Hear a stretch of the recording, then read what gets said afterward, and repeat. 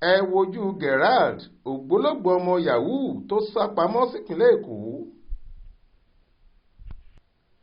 Ògbólógbòó afurasí oníjìbìtì kan Gerald Chika ló ti wà láhàámọ́ àwọn ọlọ́pàá ìpínlẹ̀ Ondo lẹ́yìn tó jí owó tó tó bílíọ̀nù 5 àti ẹgbẹ̀rún lọ́nà 20 náírà nínú àsùnwọ̀n báǹkì ọmọkùnrin kan tó fẹ́ lọ kàwé lókè òkun. Ní ìbámu pẹ̀lú àlàyé tí alukoro àwọn ọlọ́pàá nípínlẹ̀ Ondo Fúnmiláyọ̀ Ọdúnlámì ṣe nínú àtẹ̀jáde kan tó fi ṣọwọ́ sí wa, ó ní fásitì kan tí wọ́n ń pè ní KwaZulu-Natal èyí tó wà lórílẹ̀‐èdè South Africa ni wọ́n fún ọkùnrin tá a forúkọ bò láṣìírí ọ̀hún lẹ́kọ̀ọ́ ọ̀fẹ́ lọ́dọ̀ wọn. Ó ní láti fásitì ọ̀hún ni wọ́n ti san owó tó dín díẹ̀ ní mílíọ̀nù 6 náírà sínú àsùnwọ̀n rẹ̀ gẹ́gẹ́ bí owó tí yóò fi kẹ́kọ̀ọ́ gba oyè dìgírì ẹlẹ́ẹ̀kẹta, ìyẹn oyè dókítà, èyí tí wọ́n ló fẹ́ wá ṣe lọ́dọ̀ wọn.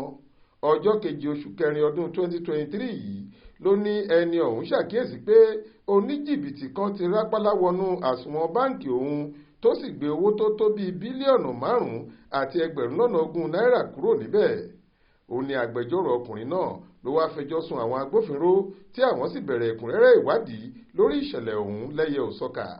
Nínú ìgbésẹ̀ ìwádìí ọ̀hún ló ní ọwọ́ ti padà tẹ Gerald níbi tó fi ṣe ibùba nípìnlẹ̀ Èkó. Ọdúnlámì ní ọkùnrin náà kò ní pẹ́ fojú balẹ̀ ẹjọ́ nítorí òun fúnra rẹ̀ ti jẹ́wọ́ ipa tó kó nínú ọ̀rọ̀ jìbìtì tó lù ọ̀hún.